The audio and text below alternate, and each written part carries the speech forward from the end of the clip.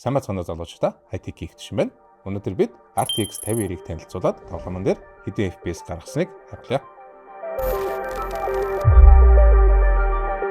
Энэ картны архитектур буюу Blackwell-ийн талаар бид RTX 5070 Ti дээр аль хэдийн ярьсан байгаа. Тэгэхээр шууд график картныхаа үзүүлэлт болон энэ Astral картыг танилцуулахаар орцгоё. RTX 5090 2407 МГц хүртэл бүүсэлдэг 21760 CUDA core-тай GDDR7 32 GB RAM-тай NVIDIA-ийн энэ үеийн гаргаж байгаа хамгийн хүчтэй GPU байгаа.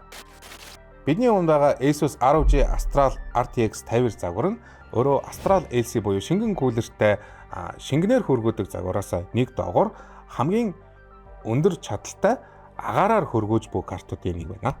Энэ карт нь урдаа 3 сенстэй, хойноо 1 сенстэй push pull configuration буюу агаарыг нэвт түлээлгэж дулааныг гаргах юм зорилготой байна. Картны зузааны хувьд өөрөө 4 слотын зузаантай, тэжээлийн хувьд 12 вольтын залхууртай, хойноо 3 ширхэг дисплей порт 2.1-тэй, HDMI 2 ширхэг оролттой ийм загвар байна.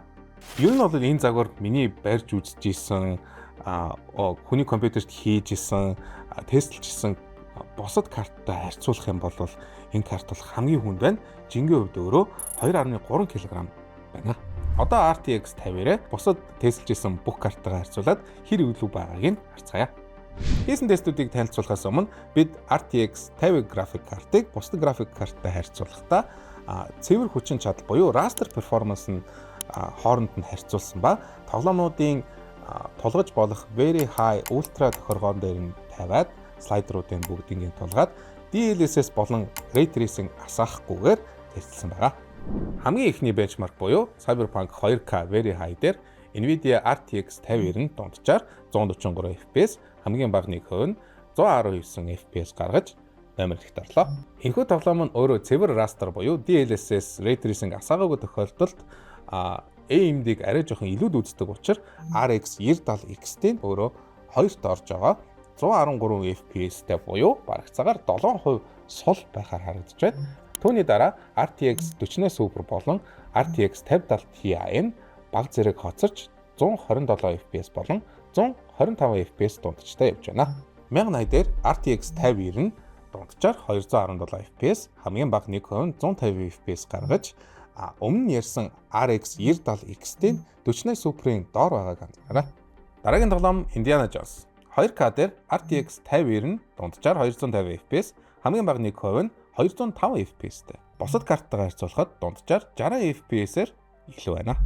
1080 дээр NVIDIA RTX 5090 дунджаар 293 FPS, хамгийн бага нэг хувь нь 245 FPS-тэй байна. Хамгийн бага нэг хувийг анзаарах юм бол RTX 5070 Ti-ийн дундаж FPS-с өндөр байж чадж байна.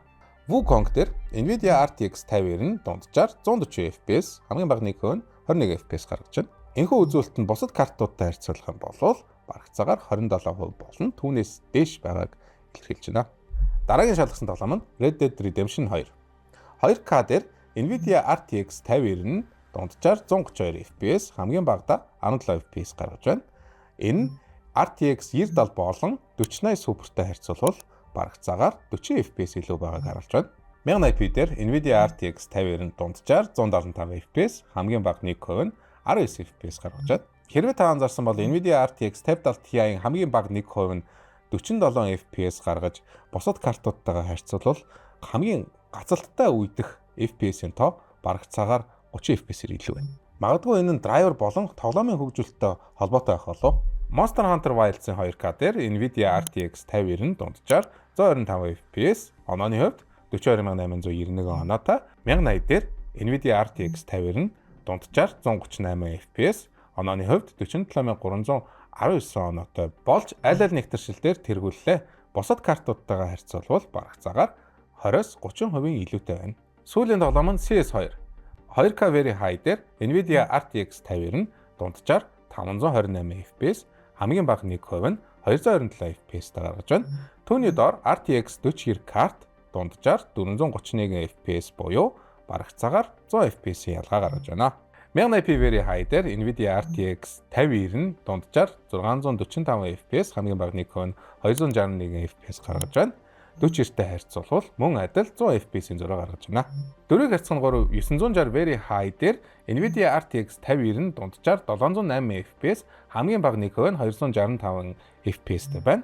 Nvidia RTX 4090 659 FPS дундаж хамгийн бага Nikon 251 FPS гаргаж өмнөх нэгтэрчлүүд дээр гарсан 100 FPS-ийн зөрүүнд багасж 50 FPS боллоо. Энэхүү 50 FPS-ийн зөрүү нь график картны биш CPU-ний bottleneck-ээс хамааралтай байх болов. Ерөнхийдөө өсөлтөн тоглоом дээр RTX 5090 бусдаасаа илүү болж номер 1-т гарч чадлаа. Ингээд RTX 5090 бидний хийсэн тестүүд дээр тэргүүлж чадлаа. Энэ карт хэн зориулагдсан бэ гэхээр content creator болон компьютер дээр рендер ажил хийдэг хүмүүст 32 ГБ нь нэлээд халамжтай байх болов. Чадлын хувьд өөрөө хамгийн шилдэг учраас энэ карт нь хангалттай хөрөнгө оруулалт болох боломжтой. Тоглоомны хувьд гэвэл энэ карт бол номер 1. Номер 1 гэхээр 4K дээр high ультра тохиргоотой ray tracing асаагаад гацхгүй тоглох нөхцөлийг бүрдүүлсэн. RTX 50 бол дараагийн 2-3 жилдээ хамгийн шилдэг карт байх болно. Тантай цог хайдгийн шиг байна.